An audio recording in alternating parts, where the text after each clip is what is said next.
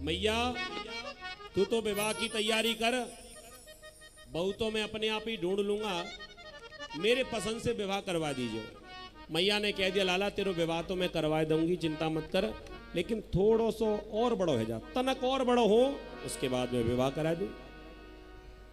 भगवान कहने लगे अगर बड़ो ना भयो, विवाह के लायक ना भयो तो गोद में उठा, छोटो हूं तो गोद में ले ले, बड़ो हो तो ब्याह करा, बोल क्या करेगी। मैया ने सोची कि गोद में ही ले लो वही ठीक है, इतनी जल्दी बहू कहां से आएगी। सो मैया ने वो दही की मटकी वहीं छोड़ दी, अपनी गोद में कन्हैया को लिटाए लियो, और भगवान ने वही प्रश्न फिर पूछा मैया सच्ची बताइयो तो को दूध प्यारो है कि पूत प्यारो है। मैया कहने लगी लाला अरे मोकू तो मेरो पूत ही प्यारो है।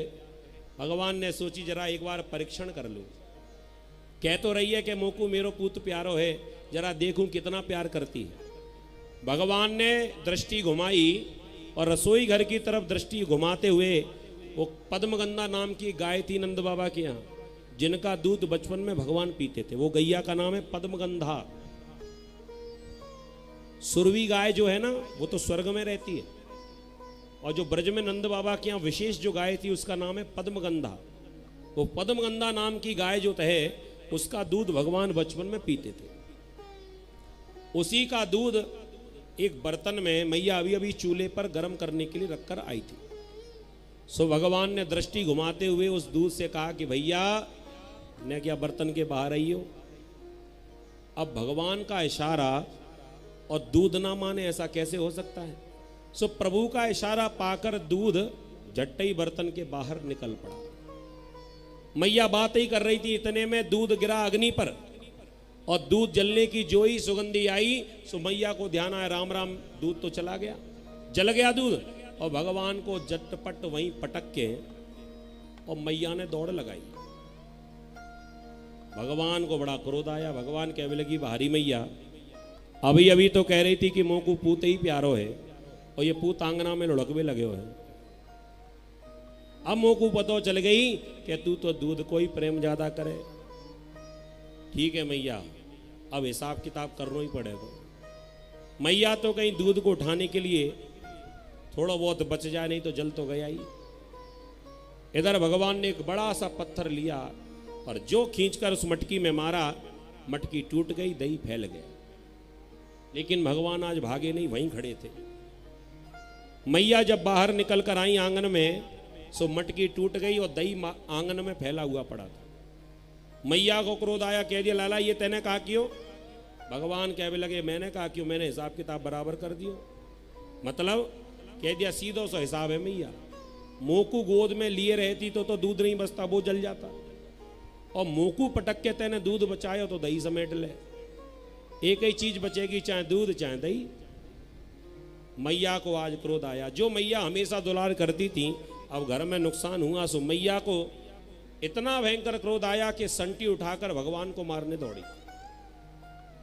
सुखदेव जी कहते हैं राजन परीक्षित ये हैं भगवान, और वो है मैया यशोदा। वैसे तो जीव भगवान से डरकर भागता है, लेकिन आज उल्टी गंगा बह रही है प्रेम में, स्वयं भगवान मैया के डर से भाग रहे हैं।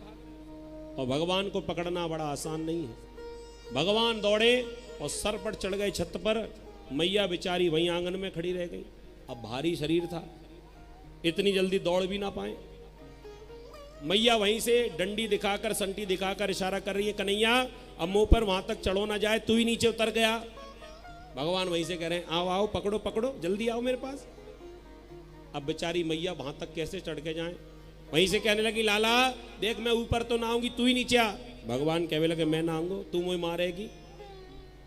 मैया कहने लगे मारूंगी ना, तू हाथ में तो आजा, आज तो मैं तेरी पूजा करूंगी। भगवान वहीं से कहने लगे अगर पूजा ही करनी है तो संटी से आरती कब होने लगी। अगर पूजा ही करनी है तो संटी फेंक, अगरबत्ती ले ले हाथ में। मैया को ध्यान आया कि जब तक हाथ में संटी रहेगी तब तक ये तो आने वाला नहीं। संटी फेंक दी और कह दिया देख अब मेरे हाथ खाली, अब तो आजा। भगवान खुद ही नीचे उतर कर आए, और जो भगवान मैया के पास आए मैया ने हाथ बढ़ाकर पकड़ लिया। खूब छटपटाते रहे भागने के लिए, लेकिन मैया ने कस के पकड़ लिया। लेकर गए और मैया ने आज रस्सी से बांधना शुरू किया। अब देखो भाई, ये भी उल्टी लीला है। उल्टी लीला ऐसे है कि संसार में ऐसी कोई रस्सी ही नहीं है जिससे भगवान को बांधा जा सके। ऐसी कोई रस्सी है? भगवान के बंधन में ये सारा संसार है और प्रभु के बंधन में ही हम सब लोग हैं। जैसे भगवान चाहते वैसे हम लोग करते हैं। लेकिन पहली बार ऐसा हुआ कि भगवान को बांधने के लिए और मैया रस्सी ढूंढ रही है। घर में जितनी रस्सी बनी रखी हुई थी सारी रस्सियों को एक दूसरे से जोड़ लिया, लेकिन भगवान बंधे ही ना, क्योंकि भगवान प्रकृति के बंधन में है ही नहीं। ये प्रकृति भगवान के बंधन में, भगवान प्रकृति के बंधन में नहीं है। अब कैसे बंधे? लेकिन संत कहते हैं संसार की रस्सी भगवान को नहीं बांध सकती, लेकिन प्रेम की एक डोर ऐसी है जिसमें भगवान भी खुद ब खुद बन जाते हैं। और आज मैया के वात्सल्य को देखा। भगवान ऊखल से बंधे हुए खड़े हैं, पेट के ऊपर से रस्सी निकली और मैया ने ऊखल से ही बांध दिया। भगवान का एक नया नाम पड़ गया, दामोदर। संस्कृत में पेट को कहते हैं उदर और रस्सी को कहते हैं दाम। आज दाम माने रस्सी और उदर का जब मिलन हुआ तो नाम पड़ गया दामोदर। बोले दामोदर भगवान की जय। मैया तो चली गई आंगन को साफ करने के लिए और इधर भगवान रुके नहीं। आज दामोदर भगवान ने क्या लीला की? इनके घर के आंगन में दो वृक्ष ऐसे बराबर से खड़े थे। एक वृक्ष का नाम है यमल, एक का नाम है अर्जुन। यमलार्जुन नाम के दो वृक्ष खड़े हुए थे और जगह बहुत कम थी बीच में। भगवान घसीटते हुए उस ऊखल को लेकर आ रहे हैं और ऊखल पीछे पीछे, भगवान आगे आगे, और जानबूझकर दोनों वृक्षों के बीच में से निकल गए। भगवान जानते हैं कि मैं तो निकल जाऊंगा लेकिन ऊखल नहीं निकल पाएगा। दोनों वृक्षों में ऊखल को फंसा दिया और भगवान ने एक कदम आगे बढ़ाया तो ऊखल के कारण दोनों वृक्ष धराशायी हो गए, टूट गए। और उन दोनों वृक्षों में से एक एक पुरुष निकला। एक का नाम था नलकुवर, एक का नाम था मणिग्रीव।